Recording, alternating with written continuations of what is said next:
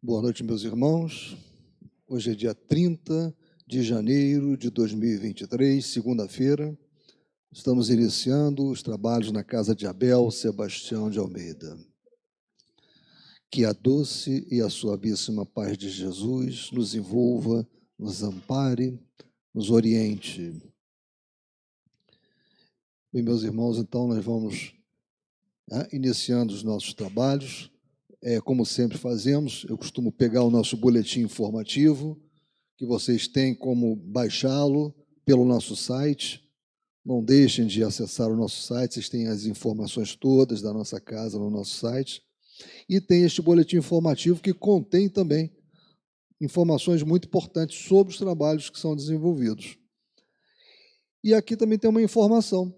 Dia 30 de janeiro de 1938, desencarnava Caibar de Souza Schutel, em Matão, São Paulo, há 85 anos, portanto. Então, meus irmãos, o Caibar Schutel foi um abnegado trabalhador da causa espírita.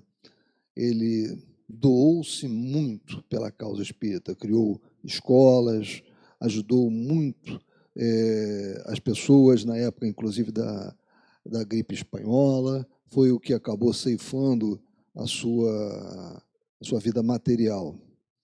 Então, é um abnegado obreiro da causa espírita que merece a nossa lembrança sempre.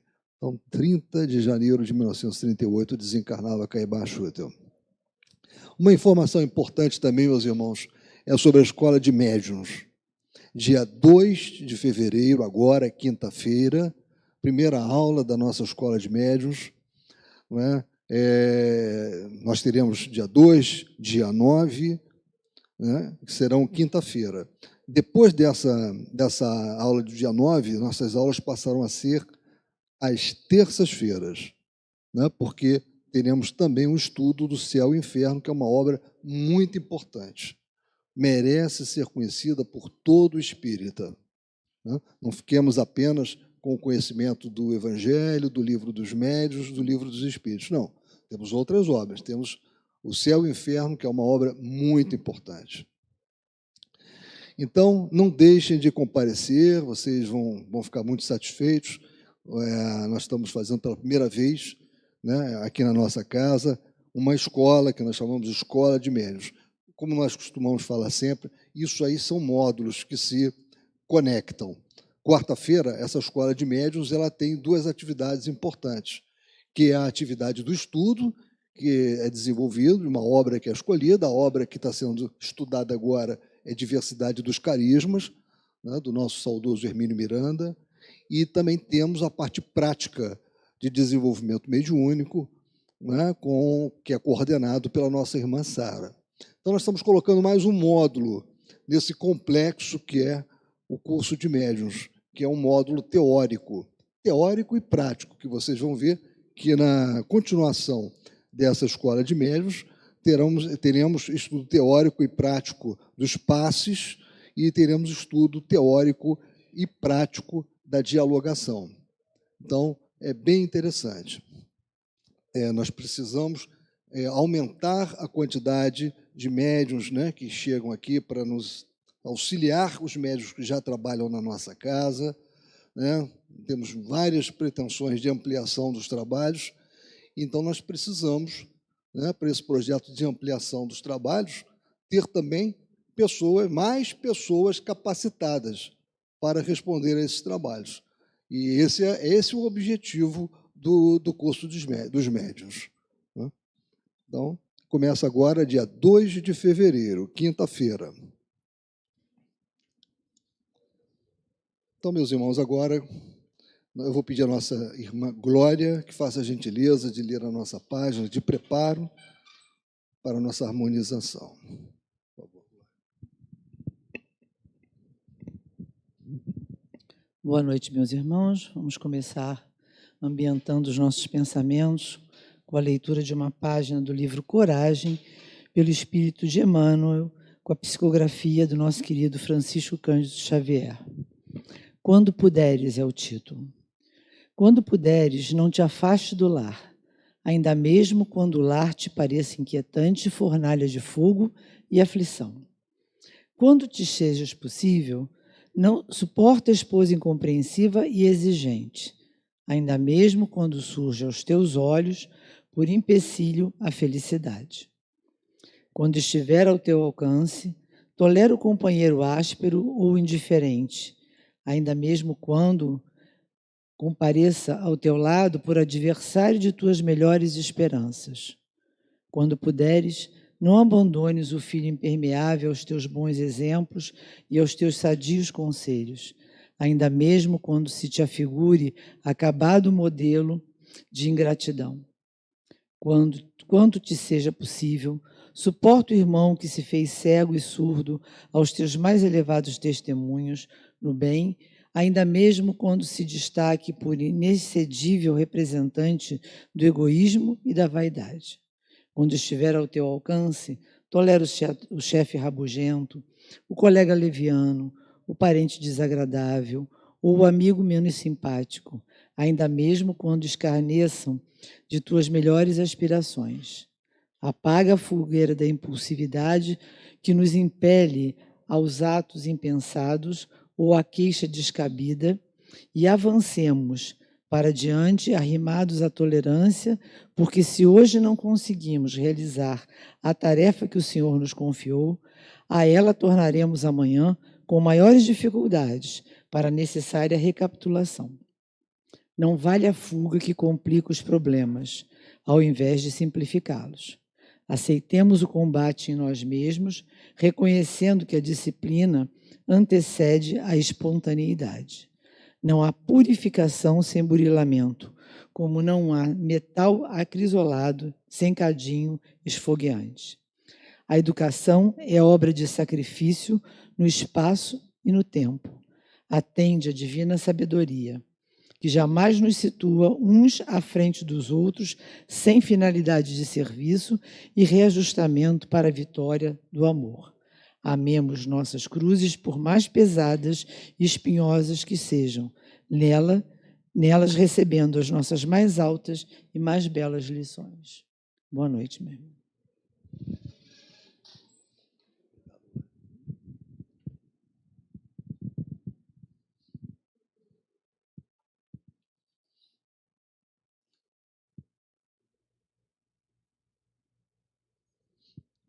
E, meus irmãos, só complementando aquilo que eu havia falado sobre a Escola de Médios, eu esqueci de dizer o horário, né? É de 19h30 às 21 horas. Quinta-feira, né? Agora começa, 19h30 às 21 horas.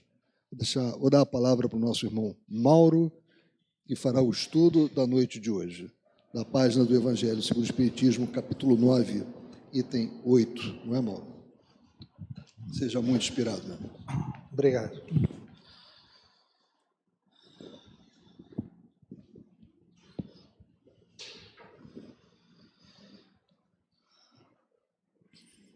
Boa noite, meus irmãos. Que Jesus, na sua infinita bondade, nos ampare, nos ilumine e que a espiritualidade maior possa nos inspirar nesse momento. Bem, o nosso tema da noite de hoje, como foi comentado, capítulo 9, Bem-aventurados os que são brandos e pacíficos, Instruções dos Espíritos, item 8, trazido pelo espírito de Lázaro em Paris, 1863. O tema: obediência e resignação.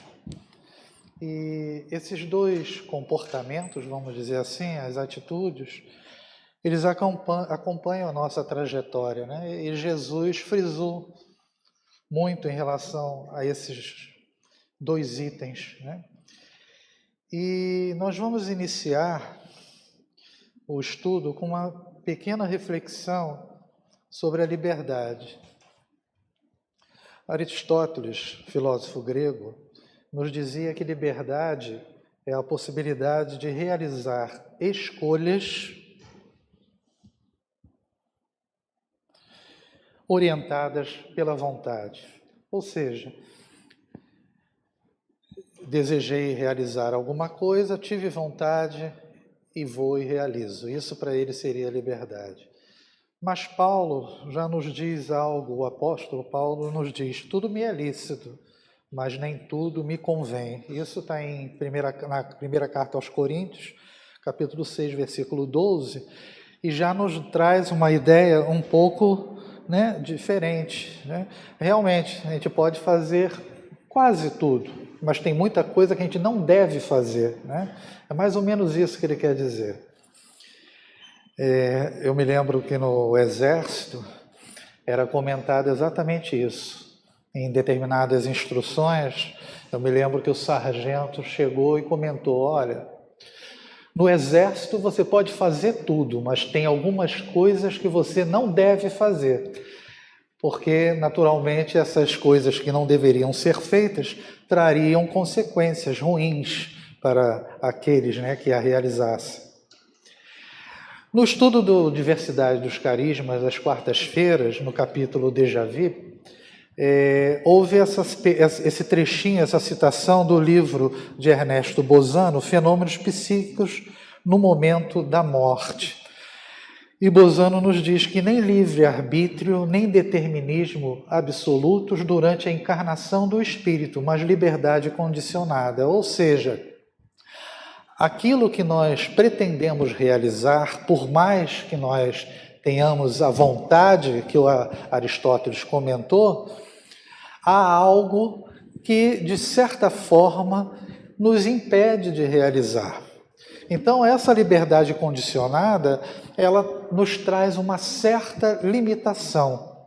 E essa limitação, ela é realizada por esses dois itens aí, as leis divinas, ou natural, né, as leis de Deus, e pela foto justa, né, as balanças equilibradas, e a lei humana ainda imperfeita, né, ainda não tão justa de maneira completa, porque depende naturalmente de um crescimento moral do homem, intelectual, para atingir o máximo possível de equilíbrio.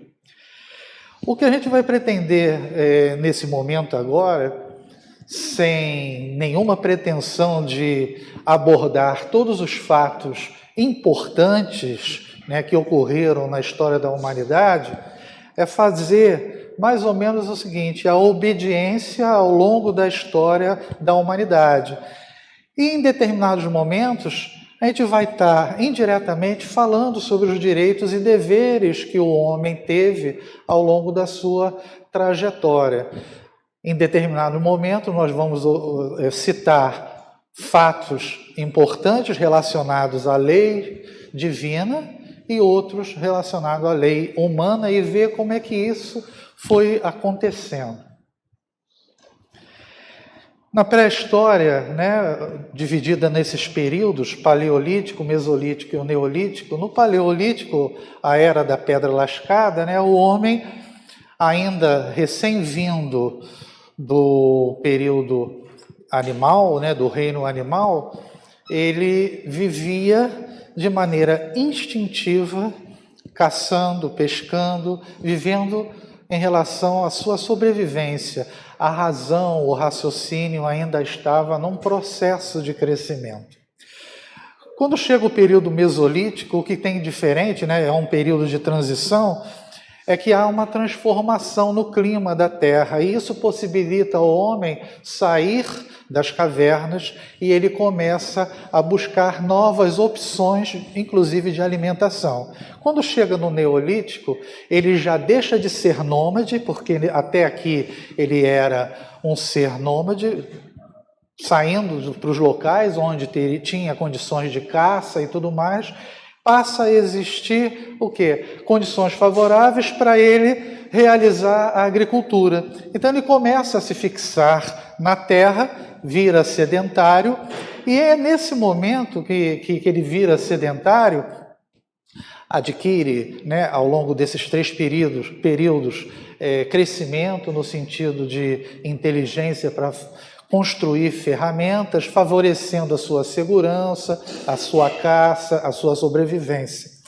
E é nesse momento do Neolítico é que justamente ele passa, de certa forma, a ter uma vida tribal, né, em grupos, e aí surge a necessidade de ter algumas regrinhas básicas, né, para aquela ocasião. Então a gente pode dizer que nesse período a obediência ela se dava inicialmente em relação aos instintos que ele tinha, que ele era influenciado e naturalmente exercia essas atividades, e a tradição oral, né? Aquilo que era passado oralmente, e essa vida dele social diária era e obedecia a essas tradições. Quando surge a escrita através dos sumérios, a escrita cuneiforme, é o marco que determina a passagem para a antiguidade. Nesse momento, através da escrita, começa a existir possibilidade de registrar direitos à propriedade, à vida, à honra e proteção da família. Nós temos aí pelas figuras, o primeiro, o Código de Hammurabi, os 10 mandamentos, aqui relacionando-os à lei de Deus, né? Porque eram leis ditas divinas e que eram empregadas, socialmente falando, na vida diária daqueles que ali estavam. A lei das 12 tábuas, ela surge em Roma em função do quê? Uma pressão dos plebeus em relação aos patrícios, que era a classe dominante política naquela ocasião. Então, essa lei das 12 tábuas, né, fazendo aquele paralelo em relação às leis humanas, é um momento importante onde começam a surgir, por exemplo, na tábua primeira, os processos, como eles eram organizados e tudo mais. Então, isso mostra a importância. Nesse momento aqui, a obediência que chama mais atenção é a obediência a Deus. A antiguidade ela traz como característica o politeísmo. E os 10 mandamentos é um marco na história, no sentido de trazer um único Deus, né, para esse momento histórico importante. Mas há essa característica importante da obediência a Deus, apesar que, se nós antecipando um pouquinho, essa obediência ela é muito no sentido rígido, é um Deus que traz, de certa forma, medo. Então, essa obediência não era uma obediência que surgia de maneira consciente, natural.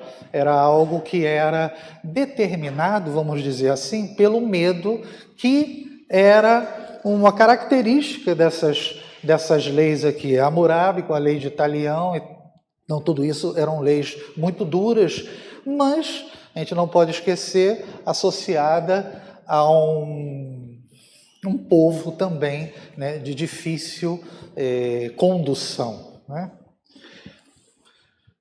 Quando tem a queda de Roma, surge a Idade Média, e é um momento que tem como característica o feudalismo, né? Os senhores feudais, donos das terras, e é uma sociedade que era formada pelos nobres, pelo clero e pelos servos. Não existia mudança de posição aí, né? É caracterizada pelas cruzadas, né, as chamadas Guerras Santas, a Santa Inquisição, um momento triste da história, onde a Igreja impunha a sua ideia em relação a Deus e ao que deveria ser realizado por aqueles que deveriam professar aquela religião, e é um momento do Renascimento, que é um movimento cultural e artístico que vai influenciar, inclusive, para a mudança da idade. Nesse momento aqui, relacionada à lei humana, a gente botou aqui essa Carta Magna, que ela surge em 1215, com Dom João Sem Terra, o rei da Inglaterra. Então, é um momento onde ele, por pressão da igreja e dos nobres daquela época, ele diminui a sua capacidade ou possibilidade de ação, ele diminui a sua possibilidade de agir de maneira livre e dar uma certa liberdade ou uma ação um pouco mais liberal para os nobres também, né? Esse momento aqui, a gente colocou uma obediência à igreja como sendo algo importante.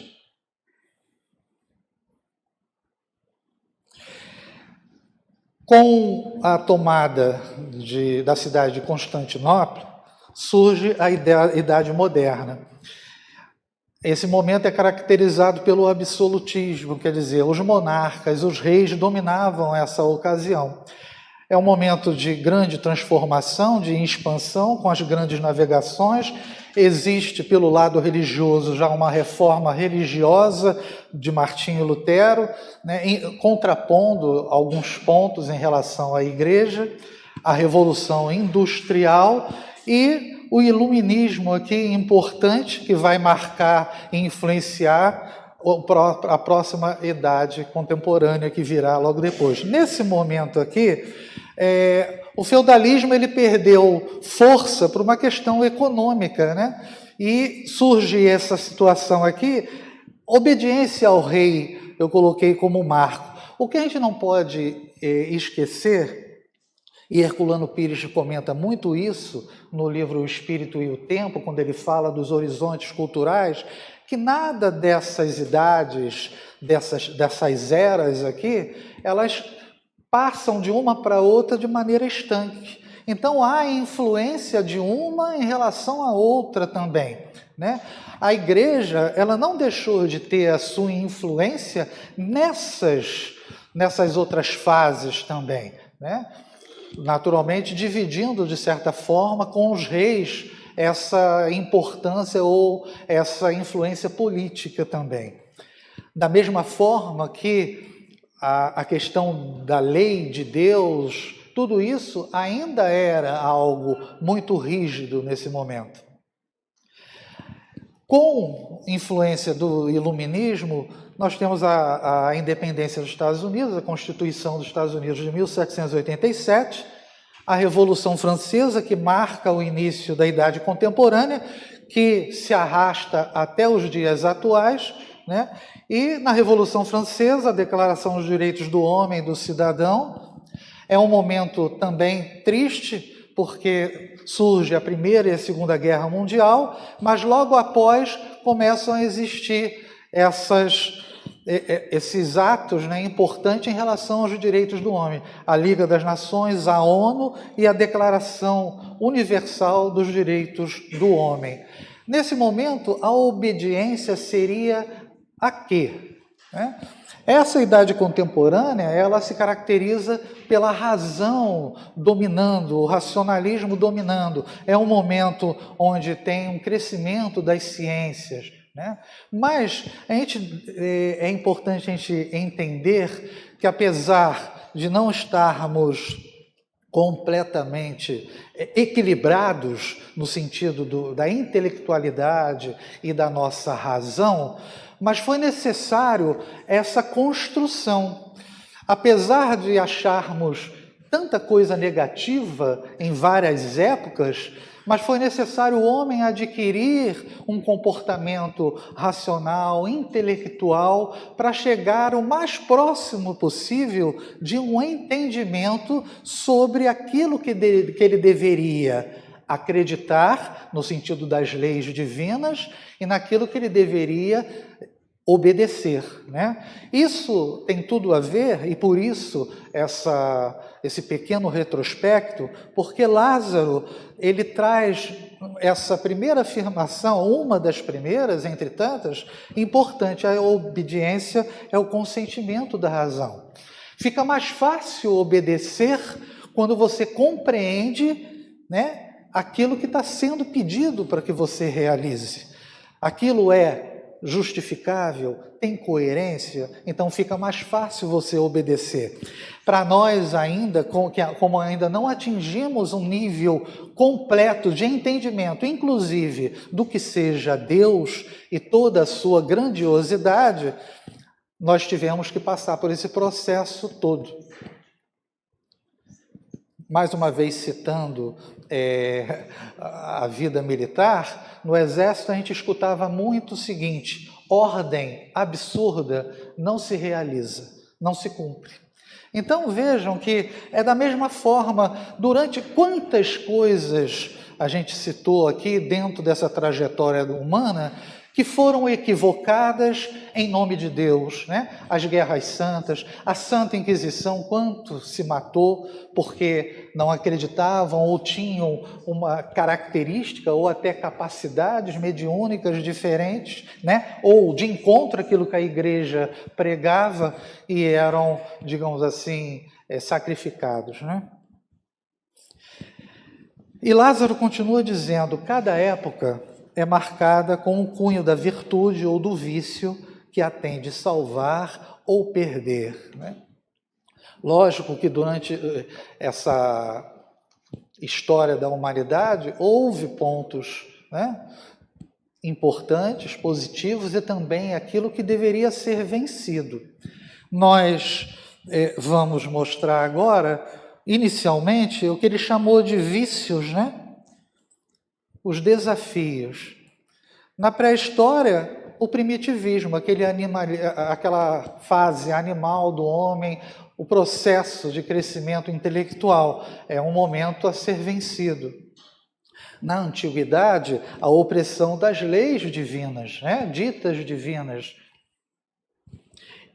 Na Idade Média, a opressão religiosa, a influência da igreja.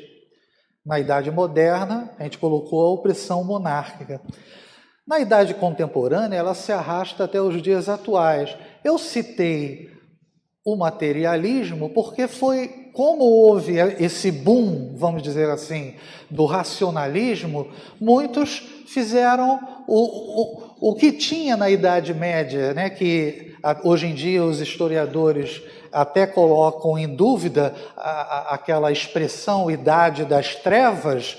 O que a gente observa, e no próximo slide a gente vai falar muito rapidamente, é que foi um período, apesar da Santa Inquisição, houve um período de avanço cultural também. Então, por isso que eles comentam que não é bem uma idade das trevas, porque houve algo cultural, artístico, que alavancou e propiciou ao homem possibilidades mais à frente de mudança. Mas o materialismo foi algo que, contrapondo aquela imposição da igreja, porque a Santa Inquisição, como eu comentei, ela inicia na Idade Média, mas ela se arrasta pela Idade Moderna também. Então, é um momento que chega com o Iluminismo, com a Revolução Francesa, desenvolvimento da ciência, materialismo. Então, há um certo afastamento, apesar que a gente, lendo um pouco, é comentado, os iluministas não eram contra Deus ou não eram materialistas, apenas viam Deus de uma maneira mais racional.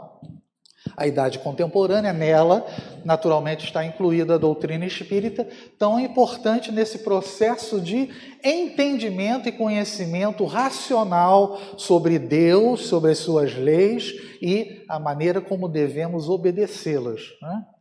Se falamos dos desafios, vamos falar das virtudes também. É um ponto interessante. A pré-história, né, e muda, né, transforma, é a escrita, né? É o marco que transformou, passando para a idade da antiguidade. Na antiguidade eu não podia deixar de falar de Jesus, porque ele quebra aquela ideia de um Deus rigoroso, rígido. Ele traz um Deus amoroso, onde é o nosso Pai, que nós somos filhos de Deus, né? Amorosos, que somos atendidos, sempre protegidos. Então Jesus, ele é o elemento importante nesse momento. Eu falei da Idade Média, né? Como virtude, o início das universidades, né? Isso traz uma mudança muito grande, apesar da presença forte, né, coagindo, na maioria das vezes, a igreja nessa situação. O capitalismo, na Idade Moderna, é algo importante que transforma, né? No feudalismo tinha o problema econômico, os senhores feudais foram perdendo a força, mas na Idade Média Moderna já surge o capitalismo. A Idade Contemporânea é marcada pelo desenvolvimento da ciência. Se repararmos o desequilíbrio, que é o que a gente vai ver um pouco mais à frente, nós temos relacionado às leis divinas, aspecto religioso e espiritual, Jesus na antiguidade. Mas passamos por 3 idades, média, moderna e contemporânea, até os dias atuais, com o raciocínio, tudo voltado para o aspecto político, econômico, né, e científico. E por isso que é comentado mais à frente, que a virtude da vossa geração, nos diz Lázaro, é a atividade intelectual, seu vício é a indiferença moral. Crescemos, como nós vimos ali, no aspecto intelectual em todos os campos, mas a moralidade foi ficando para trás. E se a moralidade fica para trás, apesar de termos intelecto para entendermos melhor essas leis divinas, associando a elas a uma capacidade lógica de entendimento, que a doutrina é tranquilamente a mais coerente na busca de entendimento sobre essas coisas, há um desequilíbrio aí. E por isso nós ainda sofremos tanto nessa caminhada, justamente porque alavancamos a inteligência, mas a moralidade ainda precisa ser trabalhada e muito. E Divaldo, nesse jornal à tarde, falando sobre a lei do progresso, ele diz: constata-se que o progresso intelectual tem sido mais relevante e objetivo do que o de natureza moral. As inesgotáveis conquistas da ciência e da tecnologia transformaram tudo na face do orbe, enquanto as de natureza moral, se bem que lograram um grande avanço, não se libertaram de inumeráveis transtornos e estados de primarismo. É importante essas palavras aqui, porque não é terra arrasada. Lógico que há muito que se crescer moralmente, mas já houve um avanço também nesse aspecto. Comparado com tantas coisas que ocorriam nas idades anteriores, houve um avanço também. Até mesmo em relação à questão, como nós comentamos, de adoração a Deus, né? Porque nós observamos que naquele primeiro momento lá da pré-história, o que era visto por todos, né? Era o medo da natureza, aquilo que assombrava os homens das cavernas, a natureza, a floresta, né? As pedras, isso tudo passou a ser motivo de adoração. Depois, aos poucos, vem a parte tribal, o horizonte agrícola, como diz o José Herculano Pires, onde começa a ter o quê? O culto às naturezas. Então há um crescimento. Na antiguidade, as grandes civilizações, o politeísmo, os deuses começam a se misturar, metade homem, metade animal, características humanas, tudo isso vai se modificando. Quando chega, finalmente, Moisés, que Herculano coloca como um horizonte profético, onde o fenômeno mediúnico, o profeta passa a ter responsabilidade por aquilo que ele diz, né? Ele é médium e ele transforma aquilo que ele recebe em alguma informação positiva individualizada, né? Naturalmente que ele marca Jesus como horizonte espiritual, porque modifica tudo. E nesse horizonte espiritual, assim como na idade contemporânea, se arrasta até os dias atuais. Então nós temos, segundo Herculano Pires, Jesus marcando o horizonte espiritual. E nesse horizonte espiritual, depois de Jesus, a doutrina está incluída. Ele continua: digo apenas, Lázaro, apenas atividade, porque o gênio se eleva de repente e descobre por si só horizontes que a multidão somente mais tarde verá. Enquanto a atividade é a reunião dos esforços de todos para atingir um fim menos brilhante, mas que prova a elevação intelectual de uma época. O que ele quis dizer aqui? Quantas invenções, quantos gênios surgiram, né, trazendo avanços tecnológicos, mas ele, o gênio, é que tem essa capacidade de repente, pensar além daqueles que trabalhavam dentro de determinado raciocínio, que traria um certo avanço, ele bota aqui, menos brilhante. E quantas vezes essas grandes invenções surgiram através do aspecto mediúnico, através do sono, do sonho. Tem vários exemplos na química, né, quando surge a tabela periódica, né, ele acorda, ele debruçado, tentando resolver o problema da tabela periódica, que já era trabalhada por outros cientistas na época, ele acorda e começa a montar a tabela, deixando espaços vazios para futuros elementos químicos que surgiriam mais à frente. Enquanto a massa permanecia dentro da sua condição, né, mediana de inteligência, criando esforços para fim menos brilhantes, mas que demonstravam o avanço daquela época ou trazendo um avanço para a população como um todo. Aí surgimos na outra etapa, né, a reflexão sobre a resignação. As duas, obediência e resignação, elas estão atreladas, até mesmo por aquilo que nós comentamos em relação ao entendimento e ao conhecimento. Quando falamos de resignação, nós temos que associar 2 pontos aqui que eu separei. Em relação à a nossa posição em relação a Deus. Por que eu coloquei isso? Poxa, Mauro, é fácil, né? Deus, né, criador de todo o universo, eu não sou nada diante dele. Para nós que acreditamos em Deus, tudo bem. Mas quantos homens se perdem nesse orgulho, nessa vaidade, se achando mais do que Deus ou se achando mais daquilo que ele não acredita, apesar dele estar dentro deles lá também, né? As leis divinas estão nas nossas consciências, né?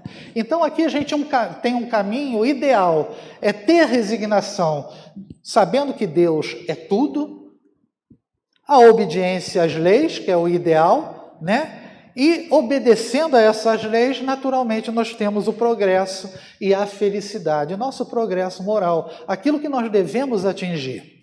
O outro lado, que é, infelizmente, a nossa realidade atual, né, é ter consciência da nossa condição evolutiva ainda, infantis moralmente falando, imperfeitos, né, dentro da escala geral que Kardec colocou. Essa condição evolutiva nos leva a determinados erros, e os erros, naturalmente, nos trarão consequências, que é a dor e o sofrimento. E aqui nós temos 2 caminhos importantes, né?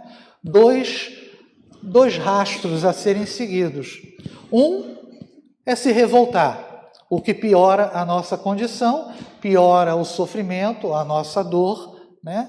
E o segundo é exatamente a resignação no sentido pleno dela. É a aceitação de que temos que passar por algumas complicações fruto dos nossos erros, das nossas incapacidades em acertar nas nossas escolhas, né? A resignação, nos diz Joana de Ângeles, numa mensagem Obediência com Resignação, ela diz o seguinte: a obediência liberta. Nós comentamos que para obedecer mais e melhor, o ideal é que você conheça e entenda aquilo que está sendo transmitido para você obedecer. Ache aquilo que é coerente e justo. Por isso que Jesus falou, né? A verdade vos libertará. O entendimento sobre todas as coisas. E a resignação, ela diz algo importante que tem tudo a ver com a dor e sofrimento. Ela diz que a resignação sublima a alma, quer dizer, purifica. Infelizmente, o nosso caminho ainda é de sofrimento. E esse sofrimento bem trabalhado, essa dor que sentimos diariamente pelas dificuldades do trabalho escaldante, do trabalho difícil, fisicamente falando, das doenças que chegam, o entendimento sobre tudo isso faz com que nós possamos nos sentir e nos elevar, purificando a nossa alma. Não é um trabalho simples, porque nem todos têm esse entendimento, né? Essa capacidade. E por isso que Lázaro coloca logo no início, obediência e resignação, né, são o quê? Ativos. Não é você obedecer cegamente e abaixar a cabeça. Não é aceitar o sofrimento e não fazer nada para mudar aquilo, que às vezes não consegue mudar o fato, mas você consegue mudar a consequência do fato que está agindo em você, que está te fazendo sofrer. Você trabalha esse sofrimento intimamente, aceitando, mas sem fazer com que aquilo sirva de desculpa para que você não ache condições de superar. A resignação é o consentimento do coração. Se o nosso sentimento, o nosso coração já está puro, você tem, assim como a obediência, um entendimento sobre as coisas e vai ter um entendimento também daquilo que chega não muito agradável para nós. Por que sofremos, né? Capítulo 1 da Lei Divina ou Natural, Livro dos Espíritos, questão 614, que se deve entender por lei natural. E lá no finalzinho, né, ele diz o mais importante, mas vou ler todo. A lei natural é a lei de Deus, é a única verdadeira para a felicidade do homem. Indica-lhe o que deve fazer ou deixar de fazer. E ele só é infeliz quando dela se afasta. Quando nós nos afastamos dessa lei de Deus, dessa lei divina, há o sofrimento, a dor, há o desequilíbrio mental. As escolhas passam a ser equivocadas e facilitam a vinda do sofrimento. O pusilânime não pode ser resignado, é uma afirmação de Lázaro. Por quê? Pusilânime é aquele que é covarde, aquele que não busca uma solução, é o acomodado.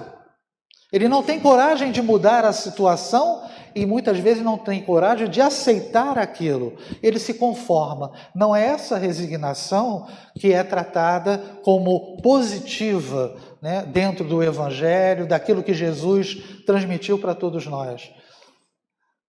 A busca é de soluções e de fortalecimento, inclusive diante daquilo que você acredita, para superar os momentos difíceis.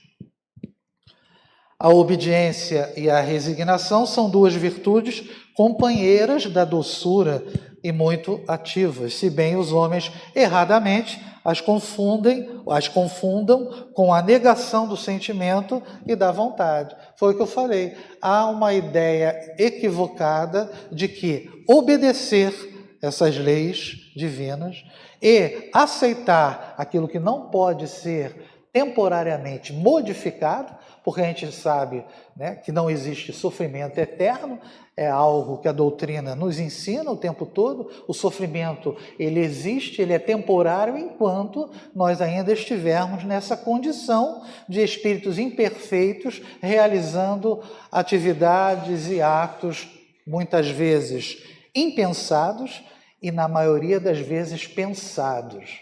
Porque a gente tem ideia, muitas vezes, que não deveria realizar aquilo e faz, independente ou achando que não vai acontecer nada. Pode não acontecer nada visualmente falando para aquele que está vivendo ao meu lado, para as leis humanas que são mutáveis, que não percebe o meu delito diante daquilo que vai ser falado mais à frente.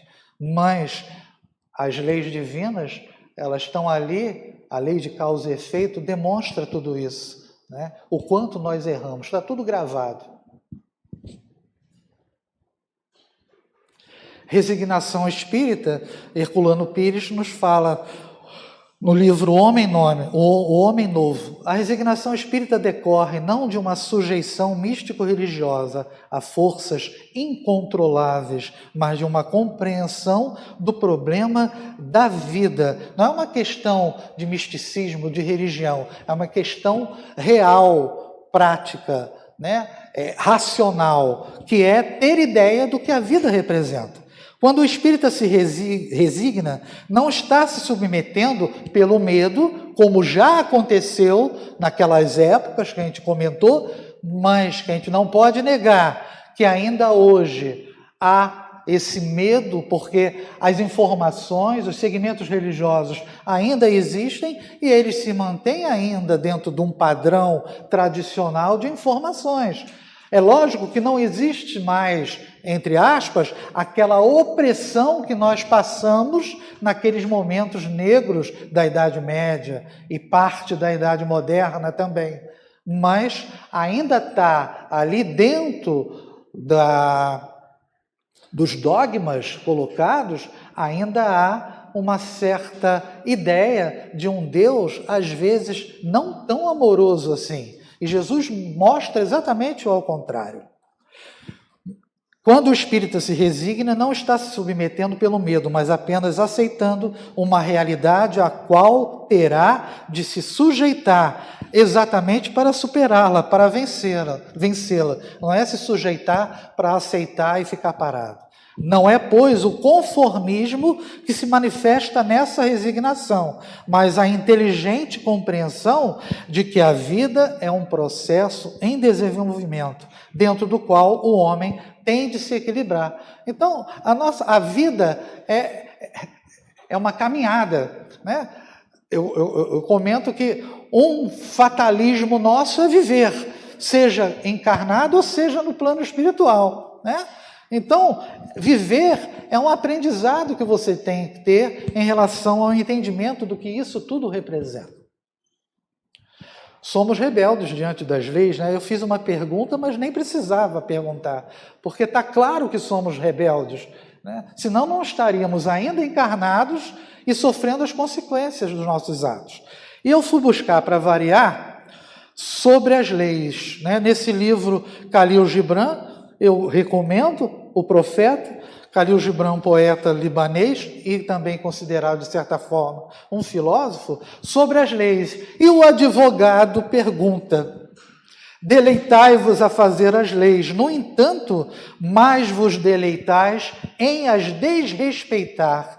Quer dizer, nós fazemos as leis para que elas nos regrem em determinadas situações, mas nós desrespeitamos aquelas regras.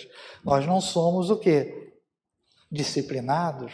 Somos rebeldes diante dessa situação.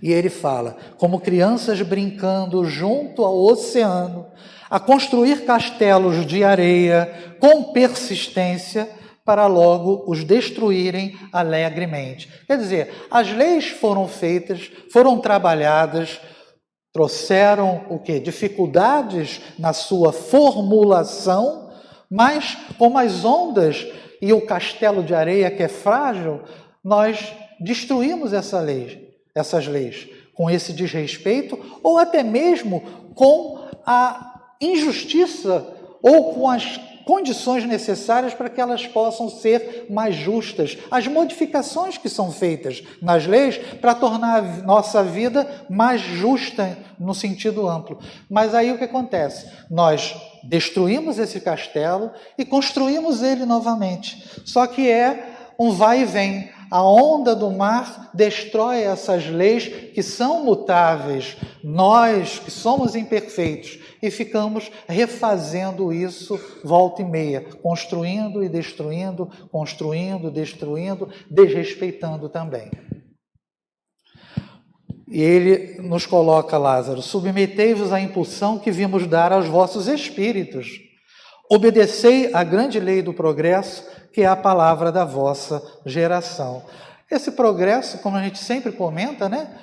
Porque as leis naturais, lá na terceira parte do Livro dos Espíritos, dividida em 10, e a lei do progresso é uma delas, nos traz uma responsabilidade. Progredimos, tornamos a nossa vida mais fácil, diária, e temos responsabilidade por esse progresso. A condução mais acertada das armas que criamos e que foram usadas erradamente, e ainda são hoje, justamente para afugentar, matar aqueles ainda mais frágeis, isso tudo é o quê? Desequilíbrio. O progresso é ruim? Não. Ele ainda é mal utilizado porque nós, ainda imperfeitos, somos egoístas, né? Gananciosos e não temos o sentido de harmonia e de caridade junto aos nossos irmãos. O sinal de progresso do livro Recados do Além, de Chico Xavier, e Emmanuel nos diz: grande sinal de progresso da alma, receber com serenidade e paciência as ocorrências inesperadas, as dificuldades nossas, né? Paciência e serenidade. Nada mais é do que resignar-se diante daquela situação, receber o problema, mas buscar. A passividade aparente diante do problema, essa paciência aqui, que às vezes é confundida com passividade, muitas vezes nos traz condições de discernir a maneira melhor de passar por aquele momento e de superar. Porque depois daquele momento ruim, não tem o ditado, depois da tempestade não vem a bonança, a nossa vida é feita de vai e vem nesse sentido. Ele termina dizendo: ai do espírito preguiçoso, ai daquele que cerra o seu entendimento, ai dele, porquanto nós, que somos os guias da humanidade em marcha, lhe aplicaremos o látego, a punição, e lhe submeteremos a vontade rebelde por meio da dupla ação do freio e da espora. Lei de causa e efeito. Toda resistência orgulhosa terá de, cedo ou tarde, ser vencida. Bem-aventurados, no entanto, os que são brandos, pois prestarão dócil ouvido aos ensinos. Então, quando Jesus fala de brandos e pacíficos, ele não está falando de alienado, não. Ele está falando daqueles que já adquiriram essa capacidade de absorver e entender aquele momento e passar por aquilo de maneira mais digna. Nós vamos encerrar o estudo, para variar, com uma mensagem. E essa mensagem ela é interessante porque ela nos mostra que tudo na natureza ela segue obediência a alguma coisa. As leis físicas, as leis naturais, as leis de Deus, tudo isso. E ele comenta algo muito importante: sem disciplina e sem obediência, tudo que nós observamos na nossa sociedade viraria caos. Então vamos ouvir rápido essa mensagem de encerramento.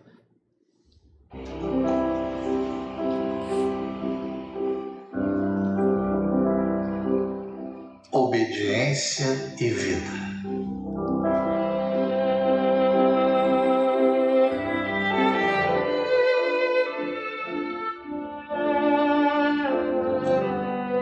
Todas as obras da criação se revestem de grandeza pela obediência com que se vinculam à vida cósmica.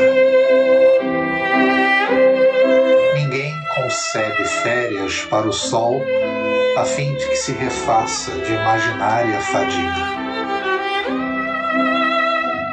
Pessoa alguma espera que o mar se derrame engolindo cidades, a não ser nos raros momentos que a história registra. Seria ilógico pensar numa fonte que se voltasse para a retaguarda, resolvendo encerrar-se num poço. Todo progresso no mundo se baseia em evolução e sequência. Realmente, A liberdade autêntica existe. No entanto, essa liberdade tem o tamanho dos deveres cumpridos. Sem ordem e sem limites, sem dimensões e sem horários, a vida na Terra seria apenas o caos. Emmanuel.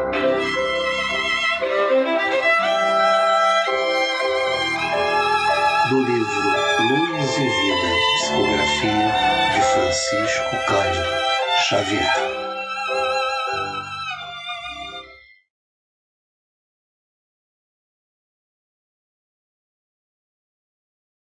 Muita paz e muita esperança em dias melhores, mas que haja esforço de todos nós para que isso ocorra. Muita paz.